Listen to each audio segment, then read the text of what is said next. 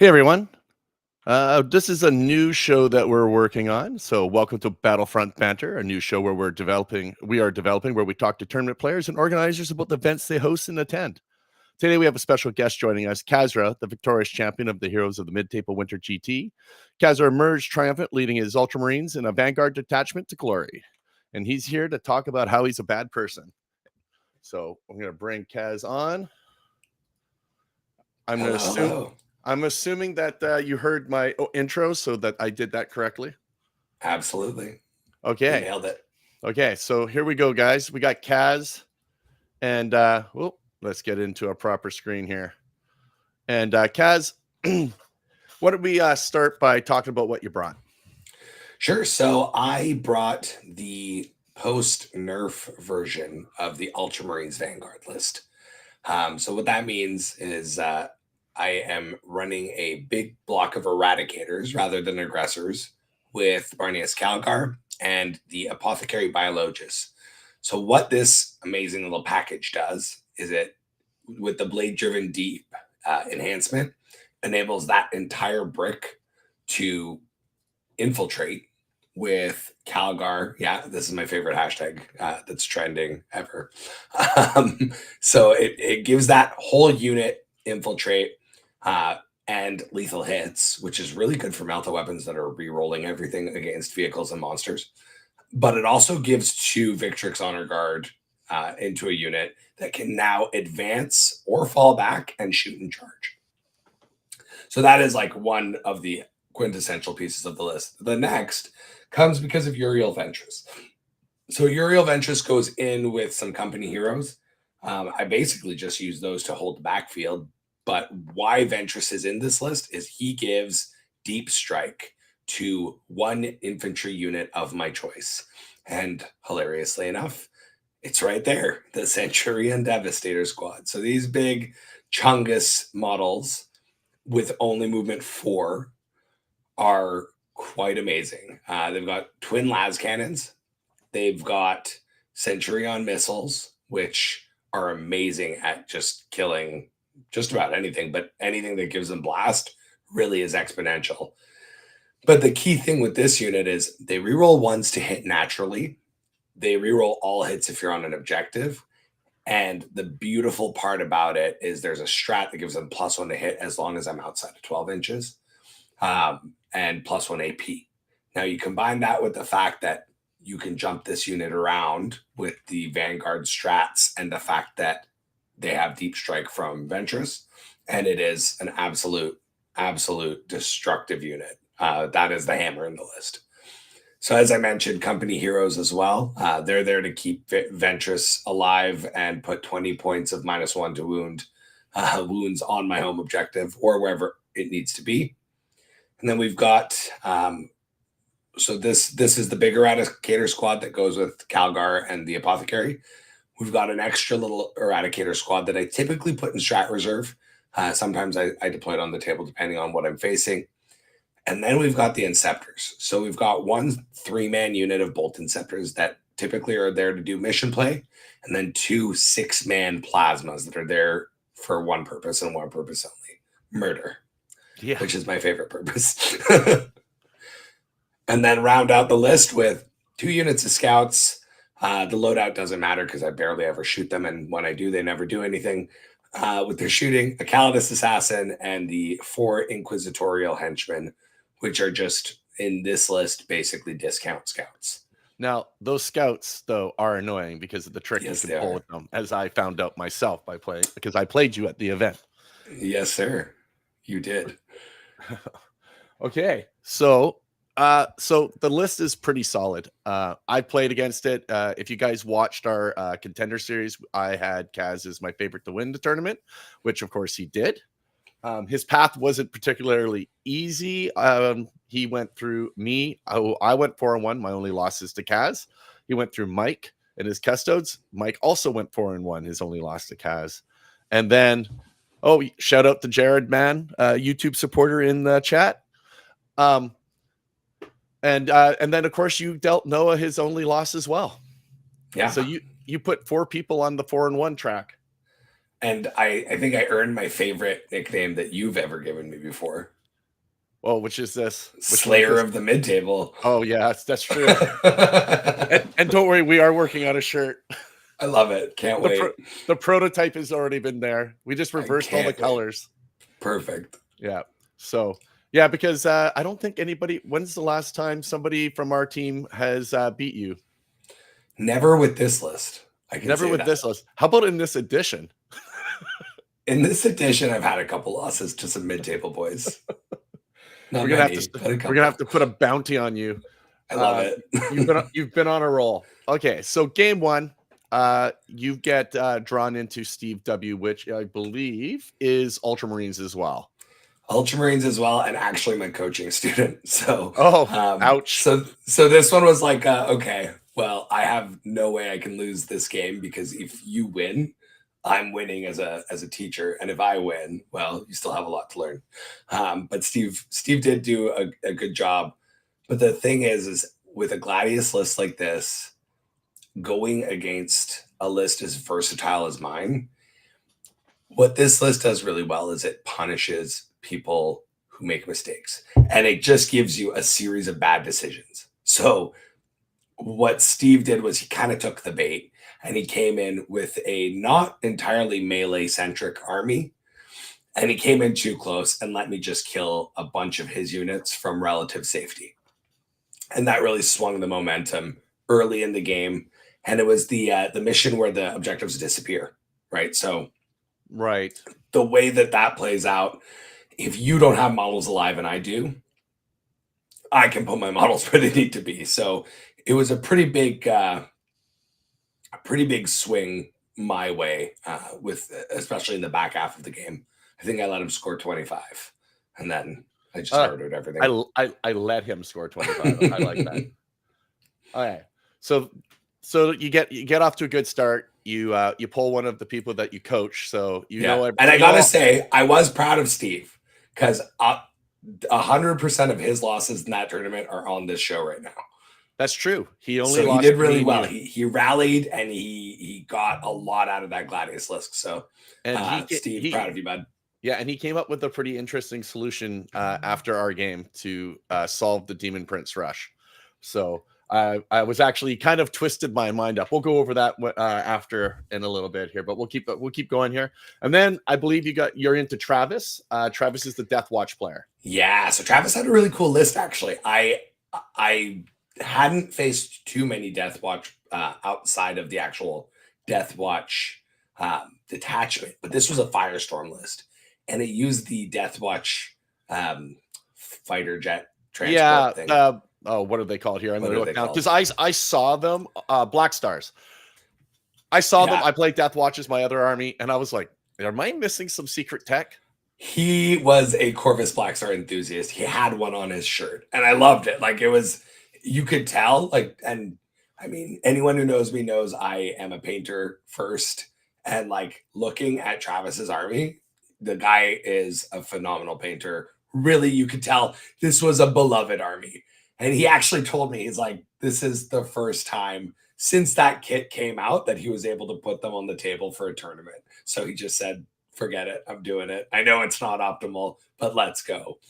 But in this case, it was an interesting matchup because even though it's Firestorm, his list was all about mobility and being in the right place at the right time with the right guns, which is very much what my list does. Unfortunately for Travis, my list does it better. And one thing that was really apparent in this list, so he had infiltrators. And everyone thinks I don't have to worry about a deep striking army if I have infiltrators. No, and you know what? Not true. It's only true if it's a combat army. And even then, rapid ingress is why I don't take infiltrators anymore.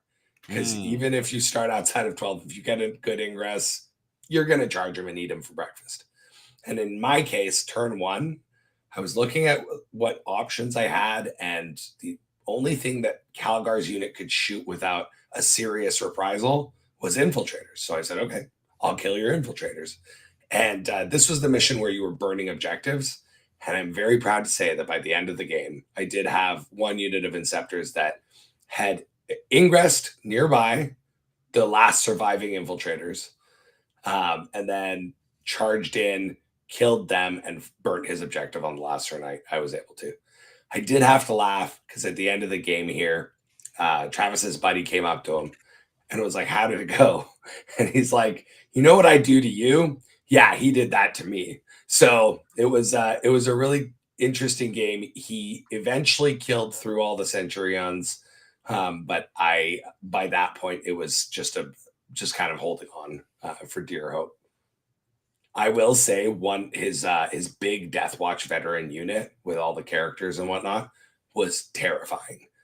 So that was a unit that got caught up in a lot of my Centurions and other units, but like by that point I won the game around him while ignoring it and then dealt with it at the very end. So here you are. Now that's 2 big wins. And then me and you run into each other. Yeah, and this was very, very different than the last time we ran into each other, wasn't it, Chris? Yeah, yes, because for one, you kicked the Marines out of me. I was like, I did. I was like, I ripped that gene seed right out. I was like, I it's gonna take too much work for me to get up to your level with Marines. So let's go back to where like what I do best, which is meme. And I gotta say, I think this is the first time I have beaten you playing demons. Yes, I think this is the first time. Usually the Unga Bunga rush gets to you and it's over, but I'll quickly go over my list since it's my list. So guys, it's a little bit of a meme list. It's 6 demon princes, all of Khorne. One with the relic, the King of Blades, to give the +1 attack, +1 strength, +2 attack, +2 strength in the shadow. And then the nice little bits coming up right here: Ren Master on Blood Throne, Ren Master on Blood Throne, Ren Master on Blood Throne. And because Khorne doesn't care to give things names, these are unnamed abilities, therefore they stack. Which means the blood basically if one demon prince touches something, it will probably die as long as there's Blood Thrones looking at it. More on that very soon. Yeah, more on that very soon. Followed by 3 units of 3 Nurglings and 3 units of 3 Screamers to run around and just score points and just be annoying. So, Kaz, go ahead there. You can talk about this one. So, I mean, this game was interesting because with this list, one of the biggest challenges is lists like this Khorne demon army that rush you. And so, Chris kind of deployed relatively safely, but more or less on the line, more or less. And then he got first turn, which was interesting because all of a sudden there is a wall of Khorne demon just kind of lined up. Now, one trick that I hadn't mentioned, you had alluded to it, Chris, that my list has, is using the calculated feint stratagem. So what that does is it enables me to, when you declare a charge against a unit, I get to effectively fall back before you get to roll your charge. If it's a unit of scouts or Phobos, it's an automatic 6 inches. If it's anything else, it's D6 inches up to their movement characteristic. So what you do is you line up the scouts in front of a unit, and if there's only one unit charging, that scout unit can fall back into my own unit in such a way that you can no longer intertwine, so that you can no longer get into melee range with the scouts without also being into melee range with the other unit, eradicators, I think, in this case. Now, the key is, as long as I haven't left that 12-inch declarable charge, you cannot redeclare your charge. But since you cannot complete it, you auto-fail. It works really well until someone rushes you with multiple demon princes, because, again, Chris had played me once before. He kind of knew my tricks, so he was coming prepared. Very well done. You approached this game perfectly. So what that meant was I couldn't just rely on that one scout unit to just kind of save the day, because if I did that, he'd be like, cool, okay, my other demon princes charge the main unit. Good talk. So he ended up coming in pretty hot and heavy. You did fail a charge with one demon prince that was going to hit the eradicator unit. Yeah, it was a gamble That though. being said, we rolled it out. It wouldn't have been anything more than one dead Victrix card, but because it wasn't the Super Demon Prince. No, the Super Demon Prince did touch something though. Later, and again, more on that very shortly. And so the unit of Screamers that came in to pin my Eradicators in place got in, but the Demon Prince that was meant to be the hammer did not. As a result, no more Screamers in that unit, and we went about my turn. My turn, I shot back. I think I killed a Demon Prince, wounded another, killed those Screamers, and kind of repositioned. Well, this is where a rush army is really, really good, because my army is really great at killing one, maybe two things at a time until the Inceptors come down, and then it's just the murder buddies. Murder buddies. The murder buddies come in and they do what it says on the tin. But before that, I had one more round to survive, and this is where you connected most of, if not all of your charges. Well, I got the key one in. Right, I wanted to get rid of those Centurions real quick. Oh yeah, so you got 2 Demon Princes into them. Yep. And what happened, Chris? I went with the first Demon Prince, and this was the buffed one. This was the big boy. Yeah, this is just hold on here. I'm just entire screen. Just get it back. Oops, there we go. So look at this. I'm just so new at this. Anyways. So I connect with 2 princes, and actually, if I position properly with knowing that the prince should go, the super prince should go right through them.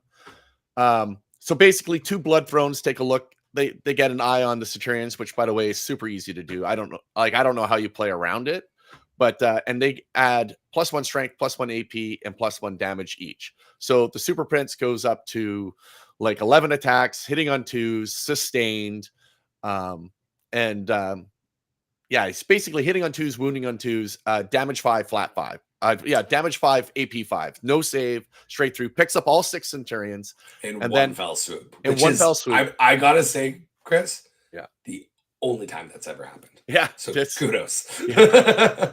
and then I had the other prince, but I didn't quite position him properly, because if I had thought about it, he should have been able to make engagement into the Eradicators, but instead he could not, because when he gets the activate, I think he just wiped out something else. It was the Inquisitorial Henchman. Yeah. Yay! Yeah, you killed my goobers in the back. But that is around the time when the Inceptors showed up and kind of cleaned up, I'd say. Yeah. Basically, that was a wrap. Yeah, that was a wrap. Because I knew I had to get to you. I had to remove the Eradicators and the Centurions before the Murder Buddies show, because I figured the Murder Buddies show up, they land. If you don't have the Eradicators and all those, and I still have like say 3 princes left and like maybe 2 blood thrones, I know I just pick up the Inceptors. They just die, right? Yeah. And then you're down to your company of heroes, some scouts, right? And the game's over. So I gotta say the units that really carried that game for me, it was Calgar and the Eradicators. Not only not dying, but they did a lot of damage every turn, even if it was your turn when you were charging me. Yes, every time they did something, it pissed me off, because I was like, I wanted to connect on them so bad, and I had 2 opportunities. They both like the 9-inch, whatever, right? But the other one, if I had just positioned better, maybe I get in there and do a little bit more damage, right? Yeah, I think had you done a little bit, because I don't remember how many I had left at the very end, but like it was 1 or 2 Eradicators, maybe. Yeah, it wasn't many. No, it wasn't. And when you crack that, the unit loses a lot of its steam. So you were pretty close. I think the company heroes did a really good job of kind of holding you in place. And they're tough to get rid of, man. Right? Yeah, it's a lot of wounds. Annoying. And the -1 to wound is like, it just adds this strange resilience that you don't really get. And then the Inceptors came and bailed everyone out. Yeah, no, they did what they did exactly what they do. And it is what it is. But I was playing a meme. I was pretty happy. I scored more points against you there, and you didn't get 100 on me this time. I didn't, and I gotta say, I don't know if you've read the Goonhammer article, but that they put out this week. But Yes, I that's just want right. to read what they said about your list. Incredible meme energy, running 6 core demon princes and 3 red masters to send their damage to the moon. Incredible meme energy could be the name of your It's autobiography, yeah, Chris. it's what's going to be the back of my next shirt. I We're love get, it. I so love what? it. So hopefully, when we put your order in, I can get another shirt so it says "Incredible Meme Energy." Amazing. Yeah, I fully support and but endorse. I really like that Demon Prince list, and I've dropped the 3 units of Screamers and put 3 units of Fleshhounds in to keep going off of. You need the Nurglings; you can't get rid of them. No, Then no, you need no. that infiltration. You need that just kind of meat in the way. Now I think Mike's in chat. I know he's probably sitting there. I saw him talking not too long ago. So, but that's day one. Day one's in the bag. You're 3-0. So Patrick is asking what my secondary picks were. I literally took tactical every single game. I Yeah, never even took against me. fixed, even against you. Yeah. Because so I'll be candid. I'm sure there's a use case because this list is very versatile. I can be where I want to be and do what I need to do. But I really like tactical. I personally believe that the game is more fun leveraging tactical. But from a competitive standpoint too, my list is so flexible that I can usually score both of my secondaries. And I like the tactical aspect of you not knowing what I'm going to have. So it's making it harder for my opponent to block me out. Like if you take, behind enemy lines and homers, which is a pretty common strategy against an army that has 2x5 infiltrators, well, you're not scoring any points, right? So I think that is the way to go in an army that's flexible enough to kind of just do whatever the cards throw at you. Sometimes it screws you. Sometimes it makes you sweat because you're like, I need 5 more points and I just drew 2 dead draws. So you spend that CP and you flip it. But yeah, every single game this tournament, I did tactical. Yeah, and I'm run the same page as you. I hate fixed. Yeah, I think the game. I feel like hopefully they punt fixed to the moon or something because tactical is way more fun. It's a better game. It's just I a better agree. game. I agree.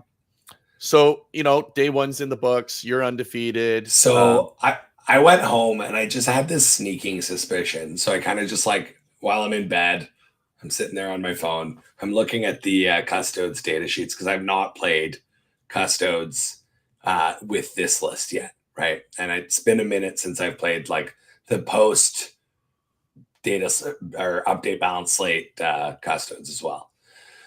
So, I'm kind of doing the math on Mike's list and just I had a hunch. I don't know. Nobody told me nothing. I don't think the pairings were even finalized yet. No, but I just had a hunch. Yeah. So sure enough, I walk into the hall, and yeah, Mike's kind of just smiling at me, and he's like, "It's you and me, baby. Let's go." And we know Mike has some thoughts on this game, but yeah, Mike has a lot of thoughts. So why don't you go over the game from your perspective, seeing as he's silent and can't say anything? Sure. So I think the looking at the scenario, it definitely helped me that there was no middle objective, and knowing that. And knowing Mike is an excellent player. You don't just accidentally win Kipper's Melee. So, I know that I've got to use what advantages I've got against him, right? So speed and mobility are where I win this game. I know that he likes to keep his stuff safe. So I know he's going to have his tanks hidden in that corner, which is exactly where they were. But I knew that if we just sat behind our walls and kind of did the stare off, I win that game. Yeah. So Mike didn't have the most optimal list as well. So he only had 1 blade champ. He had a shield captain. He had Trajan. And then he had 2 units of wardens, I want to say, a unit of guardians. 2 units of guardians. Yeah, 1 just sat on his home objective. So I kind of forgot about them. 2 Caladius grav tanks, the 2 warden units, and then unit of vigilators, a unit of witch seekers, and a Calidus assassin. So again, I kind of knew mobility is the key to this game. I kind of did the math. I'm like, okay, you know what? I'm good with 7s on primary for this entire game. So this was the one where you're scoring 2 for your home objective, 5 for any no man's land, which there's only 2 of, and then 6 for the opponent's zone. So what I did was I set up a pretty defensive play and was scoring my points, getting those secondary cards and scoring what I could without overextending. I think it took Mike about a turn or two to realize like this is not going to be in his favor. At one point, he poked one tank around the corner a little bit, and I brought my Centurions out in response, slammed them down where the other tank couldn't get a line on them, and just blew that thing to smithereens.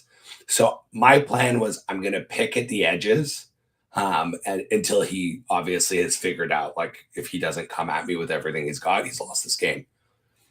And he started figuring it out. So on my turn 2, I realized, okay, I've got to slam down and I believe I went second on this match. So he had already kind of burnt his turn 1. Turn 2, he's starting to kind of halfway commit to like actually moving forward a little bit. The problem was there wasn't a lot of great staging areas where he could get a charge into anything but my scouts. And if you've ever played me, you know that I give you a big spiel at the beginning of the game. And I even tell you, like, I'm not going to let you get gotcha'd by this scout move thing. Like, I'm going to stop you. So he'd move and I'd be like, remember, I have the CP. I can just fall back with the scouts. So I think he got into a little bit of an analysis paralysis. And I used that against him. And I slammed down both Plasma and Scepter units in the corner. I slammed down the Centurions in the other corner, shooting that tank, killing that. And then I brought down, because I knew he was going to vect the battle tactic that gives me +1 to hit, +1 AP. So his assassin was out in the open. My bolter and scepters came down, took an objective, killed her, while the Plasma and scepters shot Trajan's guard unit down to 1 guy left. But the thing is I knew he was going to come after them. And I tucked them right in the corner, farthest away from my stuff in my home field. He took the bait, is exactly what he did wrong. And right there, he just sent the 2 units of wardens and Trajan's unit back into that corner. And that is when I won that game. At the end of the day, I did kind of humor him at the end. I charged in with my company heroes to make it a fight, but only after I did the math and knew that there was no coming back. So that was about it. Like a lot of shooting happened. In the middle, I kind of would send scout unit to die and hold them back. I would send, like, he ended up killing all those Inceptors, but it took a minute. And by the time he was back in the game, it was just too late. I'd run up the score. He also got 2 turns of like dead draws with secondaries, which is easy to blame the cards, but the reality is if you don't have the board position, you're not going to score your secondary cards. So you kind of have to be able to get that board positioning so that if you draw X, Y, or Z card, you can hope to score it. And that's a big part of playing tactical. Like, very often I will like take my screamers and they'll be like, why are they flying towards a corner? And I'm like, well, I call this the staging area for investigate signals, because I know if I don't put my screamers in this direction, I will 100% pull that card. Honestly, 90% of the time, the only thing that those 4 henchmen do is they cleanse or they investigate the signal in my back corner. Yeah. And that's it. Yeah. And then, and having units that are in quarters, and custodes suffer from being slow. And if you pull them out, and having a low unit count too. Yes. So every unit counts. Every unit has to be a maximum. And if he's going to play tactical, you got to be around the quarter so you can get around. And investigate signals is a nightmare for custodes. Oh, absolutely. Yeah. And I will say, like, I don't know if I like fixed on that list against me in that scenario either, to be real. I don't give away any real good kill ones. I guess you could take assassinate against me and score a 0 when I don't expose my characters, because you have tied half of your secondary points into that, right? But the reality is, I think he took the best shot he could with secondary, but he took my bait and didn't do the math on the scores. Well, before we move on to the next guy, we might as well do a little ad for Noah, our friend at Aegis Games. Did I say it correctly this time? You did. Yeah, I got told that I haven't been saying it right. Okay, guys, if you see the QR code on the screen, we're talking about tournaments. We like tournaments. Cascade Clash GT, 118 of the 150 tickets are sold. It's in the Mount Vernon area. You can take a picture of that QR code. It'll take you right to the BCP page. Hop on. For you guys in the Lower Mainland, it's about an hour and a half drive. I would still probably recommend grabbing a hotel, but it is doable. Yeah, I know there's quite a few guys from the mid-table tactics crew are going to be there. And Kaz, I think you're on the team there, right? Like, I am. So I'll be judging and I will be the head paint judge. So bring your display trays, bring your pretty models. I want to look at them and I want to judge them. yeah, and I got to look at what they're 3D printing like crazy, a whole bunch of terrain for it. So it's going to be nice terrain. The guys are the guys at Aegis are a class act. It's the first time I got to meet Noah. I think I played against Lee at an RTT before, but great guys. I'm really interested, and I hope they keep running it so we can have 3 majors in the area. Speaking of majors, I know Dan Miner's in there, so we'll just go over this one real quick because as a segue, Wet Coast GT guys, 154 of the 200 tickets are sold. QR code on the screen. This one is Easter long weekend, starting on the Friday, finishing on the Saturday, so everybody can have their Easter Sunday dinner if that's what you and your family do. Because so basically it starts on Good Friday. And Dan, I do want to throw this out there because Dan, I see you in the audience. I may be buying an extra ticket for one of my teammates who shall remain unnamed for now. I do you see like Shane's like, I wonder if Lee is sick of painting terrain yet. Honestly, Lee and his brother JT are just like, they are artists. I don't know if those guys could ever get sick of painting. So now that we've had that little segue there, let's talk about the end boss. The end boss, indeed. So Noah, what's he rocking? Dear friend and podcast co-host Noah. That's right. You could give yourself a shout out right there. What's the name of your show again? There, the Best Overall Show. We are a bi-weekly, every other Thursday show. This Thursday is an off Thursday, so you can catch us next Thursday. I'll probably be talking a little bit about this game. It's possible. It's possible, Dan. So Noah was running a punch you in the face kind of list. He and I gotta say, like, what do we got here? Mike just complaining. Yeah, okay. No, that's fine. Chris and I, we learn from our losses. Mike, you can just lose from your losses. That's fine. That's fine. I love it. It's your prerogative. So anyways, on to Noah's Army. So I got to shout out to my homie here because he built and painted a gorgeous Knight Lancer in like 2 days, 3 days. I was getting updates. It was ridiculous. I saw it. I was like, he was like, yeah, I was up all night like doing this. I was like, you did this in 2 days? It's better than anything I painted. Yeah, the guy's a beast. I mean, like, literally since that tournament, he's been painting OSL glows and like sending me things. The guy is a machine. So we had the Lancer on the table with Lord of Dread. We had the Stalker, a bunch of Brigands, and a bunch of, like, it just kind of felt like an endless supply of dogs. So he had the Brigands and he had the Carnivores as well. Oh yeah, it's basically it's exactly what it is. It's how many carnivores? Only 3, right? Oh, 3 carnivores and Nurglings. Had 2 units. Yeah, 2 units of Nurglings there as well. I mean, those are important to have in the Chaos Knight repertoire. Very, and I mean, Noah's the kind of guy that like saw an opening and was like, I'm going to charge the Centurions with Nurglings. And I was like, no, you're not. Overwatch killed them. But like, had he tagged them, that changes things. So that is a pilot where a unit of Nurglings can win him the game if you let him. So this was an insane game, Chris. So I take it he went first, right? He went first, but it's more than that. So we're deploying back and forth, and he outdrops me because my army, half the stuff's off the board, right? So yeah. By the time I've gotten everything down, I've got Caligar, I've got the Eradicators, I've got, the Centurions are behind a wall, everything's set up. Noah's got his stuff all in his corner, super safe, far away. And he looks, he's like, you're done? I'm like, yep. He slams down five dogs on the line. He evokes the spirit of Pacific Northwest table bully Steve Trimble, who, if you don't know Steve, he's a great guy, fantastic Warhammer player. He won the Tacoma Open last year. What Steve is known for doing is deploying very aggressively and always winning the roll off.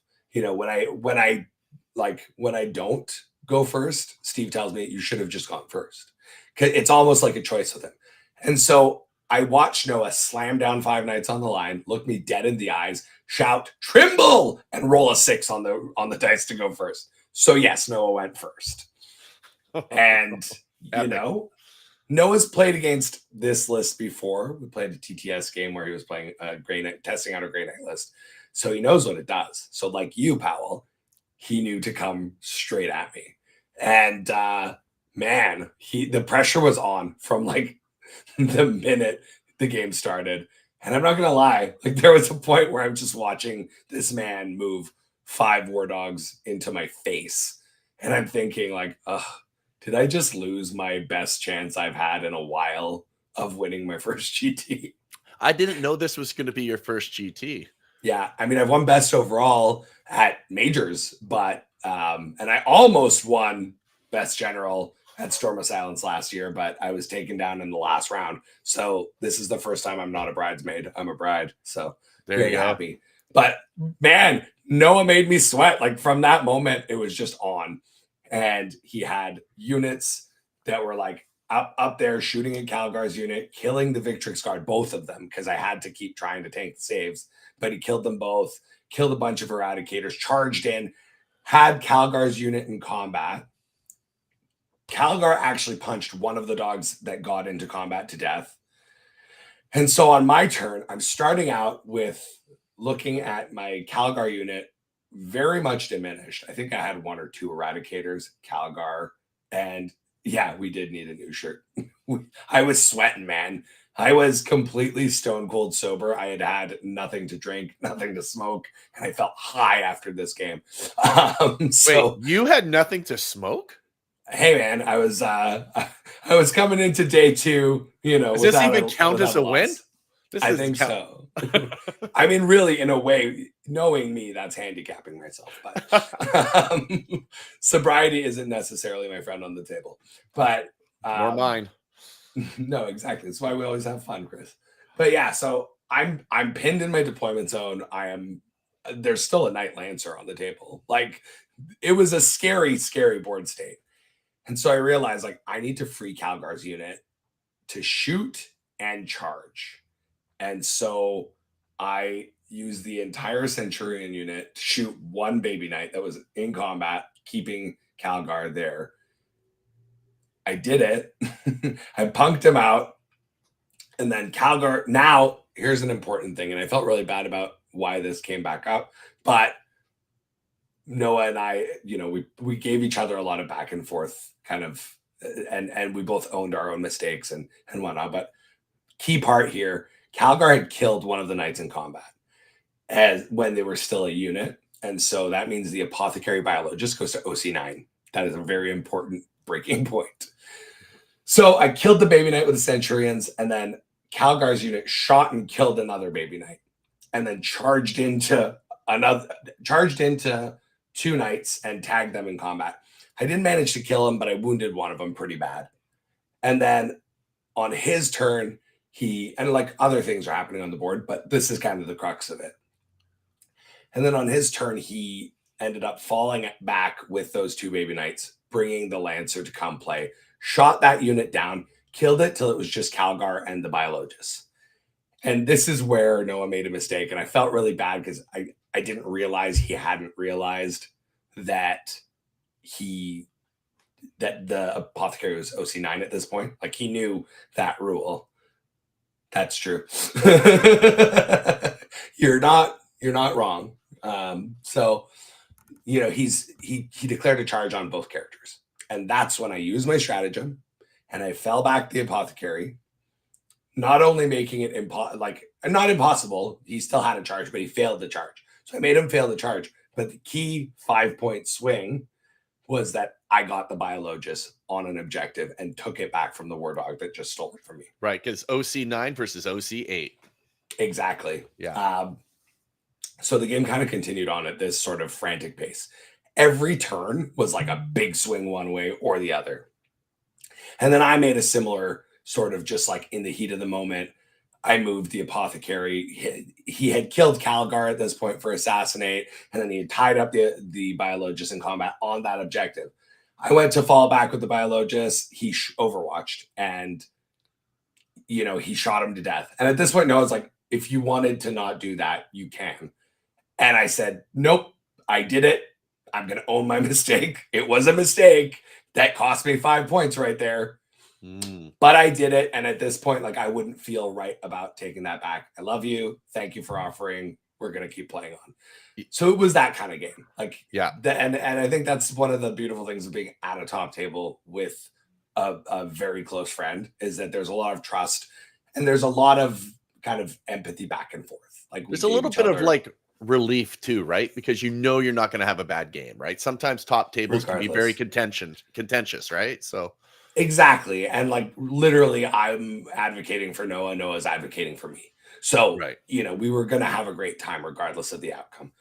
And honestly, like, I will never need to win a game over Hammer. Like, it was intense. I was, again, it was my first GT win. So like, I really wanted it, but I never need to win a game of Warhammer. And I'd rather just be a decent human being than win a game. I think that's more important, don't you? I couldn't agree more. It's why my show is not called the best general show. It's the best overall show. For me, sportsmanship is a really key, important part of the social contract of this game that we play. So, it came down to like my last turn. And I'm looking at the board state, and I think I want to say I was like 13 points behind or 12 points behind. And I managed to bring my Centurions in the right place, take an objective. So I scored a 15 on primary, kill one of his guys, and swing it back actually to that 15. And I got like a secondary that gave me, I want to say I got defense stronghold, so I got 3. It ended up being a 5-point win. So 78-73. We just gave each other a big hug. I was shaking. I was sweating. It was a very intense game. And if you caught a view of me playing any of my other games, for the most part, maybe there's a turn or two of tension. But for the most part, I was pretty relaxed. I've gotten a lot of reps with this list. I know the list. I know my tools.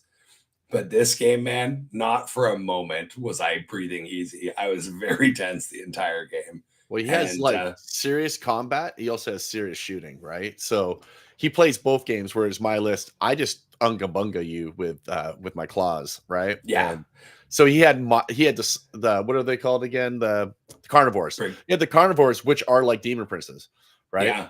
Yeah. But the brigands, and then he had the brigands shooting me from afar, and then he had the lancer. Oh, the lancer! So I had to make a decision, and that big chungus of a model sitting in the middle of the board, like daring you to shoot at it, is terrifying, because you kind of have to make the decision, especially as a Space Marine player, where you're like, I got to place my oath target. Like, and I use my big challenge coin I got from Worlds. I'm like, okay, slam it down next to this thing after a lot of thought, second guess myself for 5 minutes.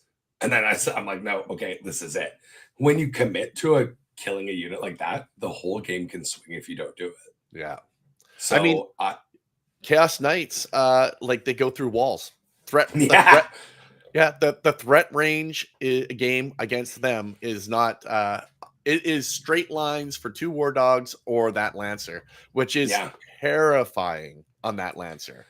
Yeah, and I don't know that there's a world in which I'm here if I didn't kill that lancer. Like, I think if I let that lancer live that turn, it wasn't going to die. And if that lancer was alive at the end of the game, I think you'd be interviewing Noah right now. Yeah. But I'm not, and it's dead. And then you get your first GT win, and I'm glad it's a mid-table one. And because you never forget your first. Never forget your first, and you never forget where you came from. And I think it's important. Like, I know I've been I've kind of done a lot of stuff. I'm on Team Canada right now. Like I'm scrimming twice a week. And I'm part of Art of War. Like I get to play, team tournaments with them. I've played against some of the best players in the world. But the group here, the mid-table boys, like this is my meta. This is where I was homegrown, So Yeah. I feel like there's some poetic beauty of the fact that my first GT win is right here at home. Yeah, no, I mean, and like guys, for those of you that are interested in our tournaments, we're gonna run them every quarter. They're only 40 man, so and they are out of Outer Grove, BC, which is about how long did it take you to get there on Sunday morning or Saturday? About 40 minutes from Vancouver proper. Right. So it's a 40-minute drive. If you guys don't know, we're tournament players, so we run it the way we would run a tournament. So there's quarters are drawn on the map, the 6-inch circles are there, right? It is a comfortable gaming experience. The mats having all of the like measurements that you need just on them simplifies the game in such a good way. Like I cannot stress enough. This is definitely a tournament for gamers by gamers. Yeah. QR code on the screen, guys. We've already sold 23 of the 40 tickets that we have available for the next one, which is in May. Let's see. There's Shane in the chat yelling at me, telling me what day it is. Oh, no, he has not done. Yeah, he's like, don't forget to plug your own. Yes, we are plugging. We are plugging. We hope to see you guys there. It's a really good crowd. There's a good mixture of competitive and non-competitive players. So you're gonna run the whole gambit. The bar, we have bar service. The drinks are not May 25th and 26th. Thanks, Shane. The drinks are because special event license price, so $5 for a beer, $5 for a highball. We try to keep everything the way that we would want it. We could probably cram more people in, but we're not going to. We have room for an extra table so that if me and Mike ever want to play, we could just bring out the table and get ourselves into our own tournament. But yeah, we're going to keep it that way. So what are your thoughts on the event then, Kaz? Well, I already have my ticket for the next one, so I think that speaks volumes. Honestly, though, just great group of people. Like the folks that show up to the tournament too are like I have had nothing but good experiences. The tables, the terrain, I mean, you can't get better than the layouts there. Everything's very consistent. And yeah, the mat lines are a huge upgrade. I really appreciated that too. And yeah, no, I just can't. There isn't enough good stuff to say about the tournaments and how you guys host them. So thanks for hosting them. Thanks for having me.